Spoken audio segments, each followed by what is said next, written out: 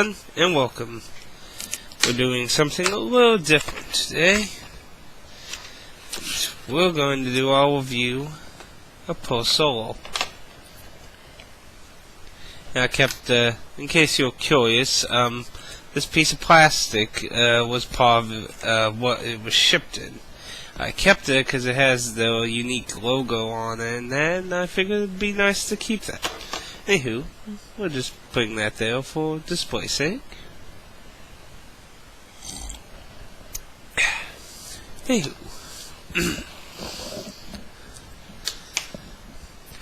Now, as I said, we'll try something a little different here, and there's a few different reasons for that, but, anyway, where to start? Where to start? Well, let's start on one of the things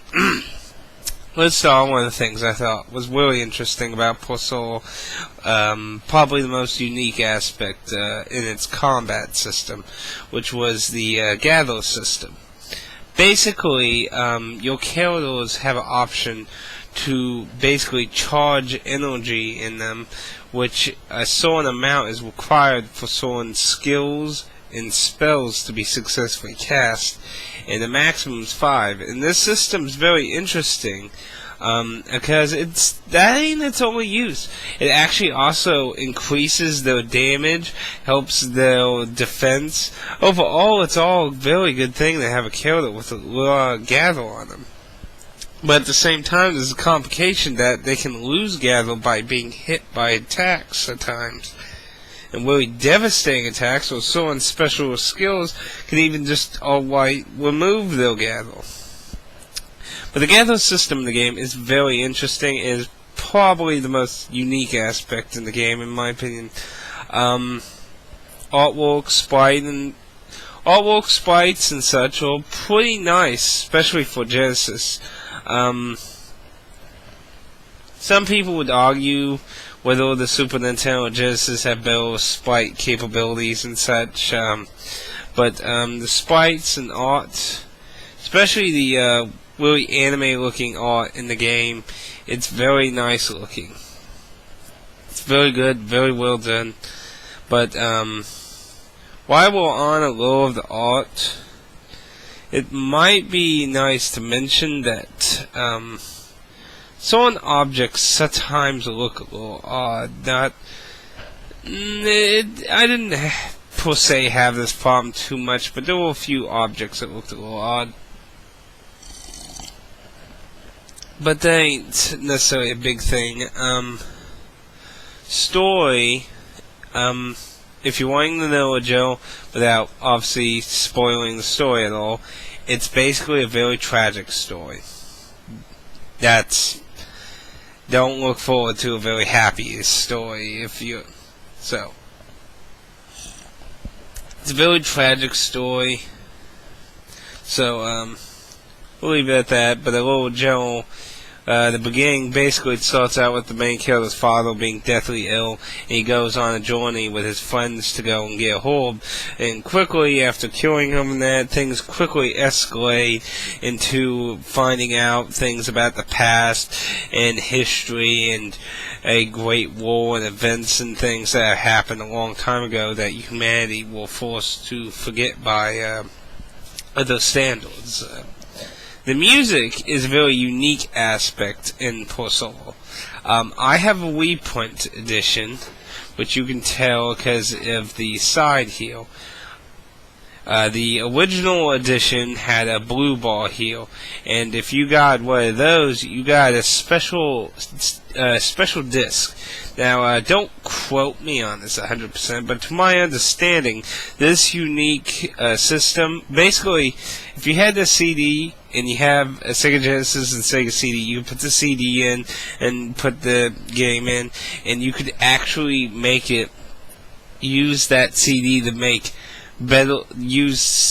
CD quality music tracks instead of the limitations of the Genesis's music.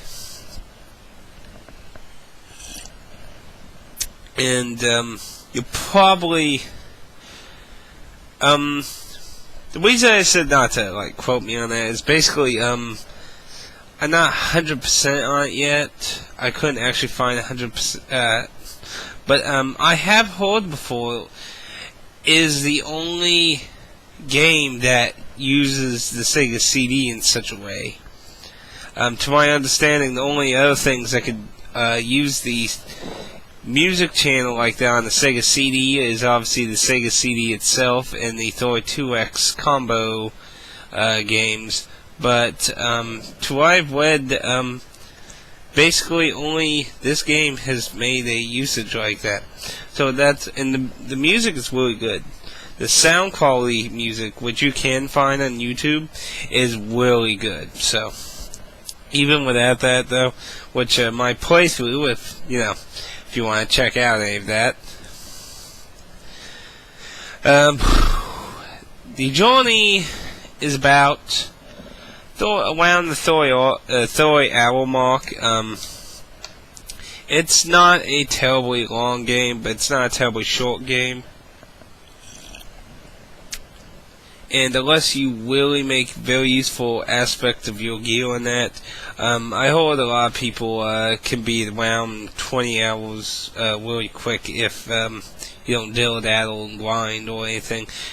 Which this game doesn't really require a lot of grinding. A lot of people have said they've been the game around level 20 and 25. I was a little over 30. It was like 31, 32-ish with different members.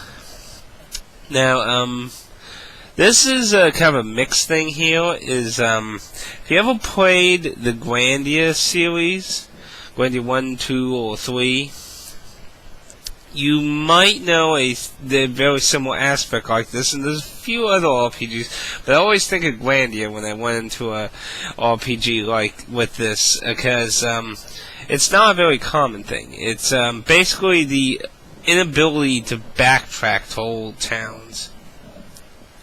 At the end of Poor Soul, you do get an opportunity to visit some of the past towns, not all.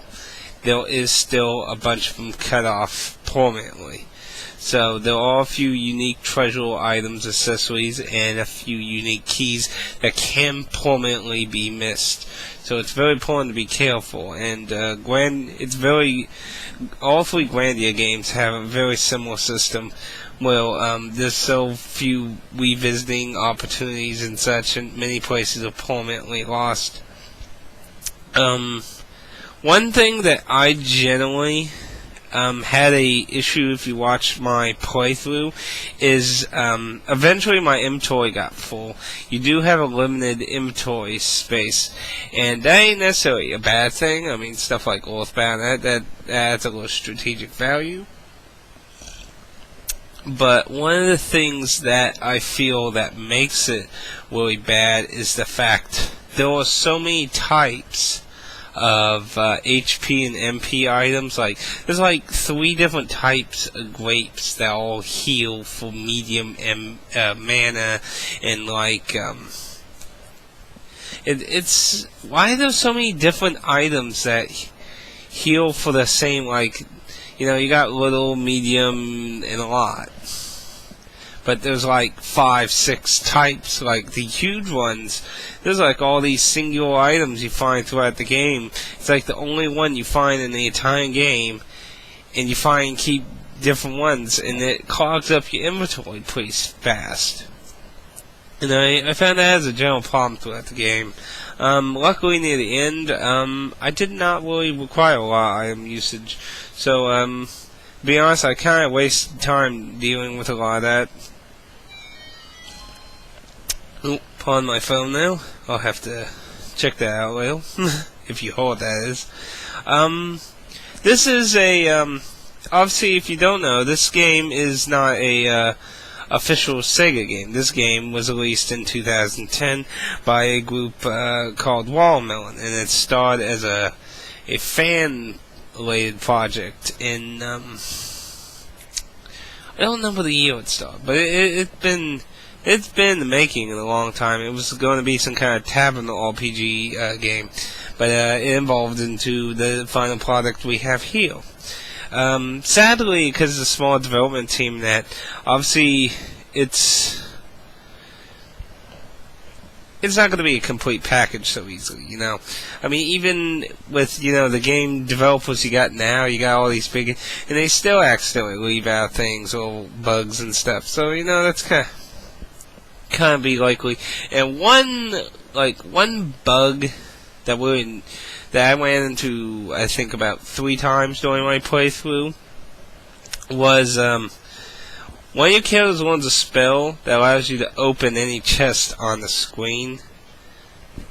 But if you select that spell really quickly and hit the accept button again right after selecting it, it didn't register the chest you wanted to select, and it just says your inventory is full. Even though your inventory is not full, it didn't select the chest, it didn't even cast it on the chest, it cast it on the character who casted it. And it's a very odd bug. It does eat your mana, and so you gotta do that a little slower. And another thing is, I did find a few weird areas that felt like they were unfinished. There were a few that had items in them, so they weren't like unfinished. But I did find one area. I literally could not find anything in it, and as far as I went on the internet, no one's found anything now. And it's a real mystery what it even is, and it was near the beginning of the game. In one of the first real major dungeons in the game, when you get through the desert some and that.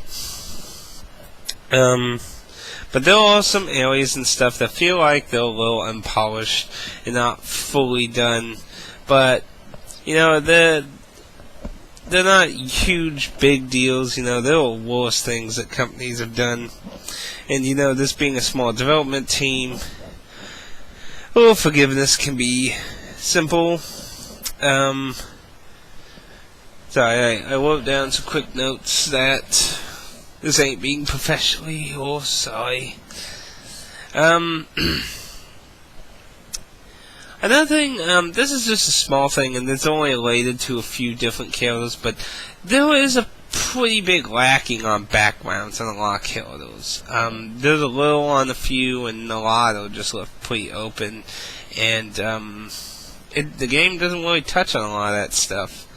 That can be a little, I personally wasn't bothered by it, but I have read a few things here and there and have said that they found that a little bothering, and that it didn't bother me too much, but I can also see why, especially if you were really into the characters. Now, a few design things. There were, for my personal experience, there were 2 parts of the game that had a pretty big opportunity to be really confusing. And, be honest, one was when I checked my notebook when I was in the big dock trading town, when there was an element of the story, and when the killers left, the party went and did something, then they wanted to go meet with that party member again. But you didn't know where or how to get there because you were kind of trapped in the area you were in. And I just happened to check my notebook, and they knew a really odd thing that even the killers themselves didn't know yet. Really odd opportunity. There was one other part of the game that I could see could confuse some people too. And why, on that same note, there are 2 puzzle opportunities that confused me. And one was just a little confusing. The other one I still don't even understand now. Near the end of the game, there's this weird, well, actually, probably should talk about it. First one wasn't necessary. I didn't understand the puzzle. I didn't understand the circumstances to activate an event to find out about the puzzle, because you go in this part where everything's repeating over and over again, and you have to trigger an event so you can solve the puzzle. But until that event's triggered, you can completely doing this over and over again. And I went through all these screens a dozen times, so I didn't understand what was activating this cutscene. And then the thing I still absolutely don't understand is a maze that's near the end of the game. I do not understand any type of hints or anything the game tries to throw at you there. I tried to figure it out, honestly, but I honestly couldn't. And as far as I could tell on the internet, nobody really, the pattern has been figured out, but nobody's figured out how you actually post, like, what kind of hint does the game tell you about that? That's still pretty unknown as far as I can tell. Something else that really bothered me during the game was there was a very huge recycling of the monsters in this game. Like, they're not even palette swaps most of the time. I mean, they're all palette swaps, especially the little jelly things, but there was actually a ton of moments where you completely went into the exact same type of enemy, just harder, for that level range you're in. And, that wouldn't be as horrible if it wasn't for the fact that the setups for the battles, basically, like, let's say, you're traveling, you get away in the battle, it's like goblin, tree monsters. And then you kill them, you do it again, you get like 2 goblins, 2 tree monsters, that 2 different setups, and, have other combinations. There's a very limited combination of enemies in each area. I've never really ever bitched about that before, to be honest. And it really did bother me how limiting the combination of enemies were. I mean, even with how we used a lot of enemies, I wouldn't mind that so much if they did a lot more mix-up. Like, if they mixed up a lot of the enemies that you didn't, like, the trolls and, say, the plant things, you mix those up in a fight in the future of the game, that would at least be different. But, no, I mean, the repeating monsters would basically be the exact same monsters from one area, relocated a new area where we're stronger than that. Something I don't really understand in the game, I'm sure it has something to do with some kind of programming or something, but how to say? Basically, the save system is really really odd. And basically, let's say I go into an area, I do a whole bunch of stuff, and then save and quit. It just didn't save everything I did in that area. It saved everything I did prior to that area. Basically, if you want to have your save work, you need to go to a new area and then save. I also heard you can save and then just go to a new area and it counts. I don't know if that's true personally. I didn't try that. Supposedly I heard when you save it can also count it when you save and then zone, and it's supposedly supposed to work too. I don't know about that. I read that twice. But what I did is just zone, save, and it's a very odd system. And to be honest, even if it was some kind of programming reason behind it, which I would hope is probably the reason behind it, but spick in the glass. But aside from that, that's pretty much most of the stuff I have here on that. Postal is a very interesting game. Definitely something worthwhile as a collector, but of course that ain't what this is about. This is about, should I get Postal? And if you're going to comment and say, well, that's a worthless question to ask anyway, since it's not for sale anymore, and that's actually invalid too, because currently right now they have always said they are going to make more copies available, and I am going to post a link to the site in the information box thing, and if it happens to move, I'll just point everywhere, so, I got that covered, because, it used to be over there and stuff, so, we'll just, wherever it is, when you watch this, should be down now, but, could move. And I would keep a very close eye on that, because this is probably going to be the last opportunity to get. But, of course, to the main point, should you get Poor Soul for your Sega Genesis? Poor Soul and the Great Architects. It's a very interesting game, and it definitely has its flaws. There is no game that is perfect. Every game has its few little flaws and nicks. And to be honest, Poor Soul does have some. And, I did not get bothered by a lot of stuff. I'd say the biggest thing that bothered me was the variety of monsters was pretty disappointing, to be honest. But aside from that, it was a pretty satisfying game. I do have to admit, I have, one of the reasons I had not done a review, really recent after I beat the game is because, I was trying to let the ending sink into me, because when I first beat it, it was really, I don't know, it wasn't very satisfying at first. After some thought, there's still some mixed feelings, but there is an interesting thought process behind the ending for the game.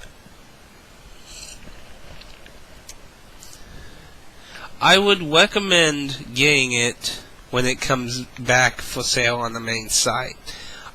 I would not recommend getting it from people who are selling it on eBay for $300 or something unless you're a really desperate collector. The game, I can't say the game, there's so few games that you could justify $300 some for. I mean, it's pretty hard to justify a really good game for that amount. But when it comes back up, if you like old RPGs, if you like Genesis RPGs, I do recommend Poor Soul. It is a fun game, and to be honest, it has elements that reminiscently make me think of Grandia and Luna. So, those are my 2 cents. Those are things that stuck out, good, bad, mixed feeling things. But it's time to put Poor Soul on the shelf since it's now complete. It's a very unique case, which I plan to let you stay in. But hopefully for the rest of you who are looking forward to getting a copy of this game still, hopefully they will have lots of copies for you to buy. I'm not keeping a very close eye personally, because obviously I already have a copy, so I don't really have big need. But I do check on it once a pardon me. I do check on it once in a while, so if I happen to notice they announce the date or it actually is out, I will make a quick video about it to let anyone who wants to know about. But overall, it's definitely worth a game, worth your time. It's on an old system that, obviously, if you're not into the old stuff, you're not into retro stuff, it's not going to be worth your time. But if you are, it might be something you want to look up to. Look into.